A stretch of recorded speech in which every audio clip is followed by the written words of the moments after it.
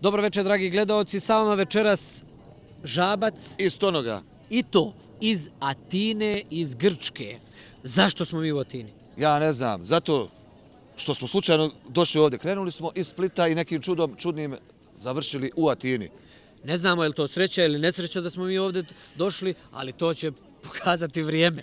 Upravo ovdje, na ovome mjestu, na Pjaci knjiga smo saznali da se ovdje održava 18. i 20. maja polufinalno i finalno veče Eurosonga 2006 i to 51. po redu. Ovo se dešava znači svake godine, ali evo ove godine specijalno sa Žabcem i sa Stonogom.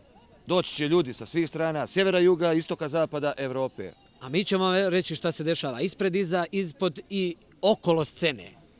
Ne S zaboravite, tim da nećemo čistiti na se. sajmu knjiga, Grčkoj. na Pjaci knjiga u Grčkoj. Nalazimo se također na Pjaci knjiga u Grčkoj. Kod nas se na Pjaci kupuje paradajz i paprike. U Grčkoj se na sajmu, Kupuju u knjige. Grčkoj se na Pjaci kupuju knjige.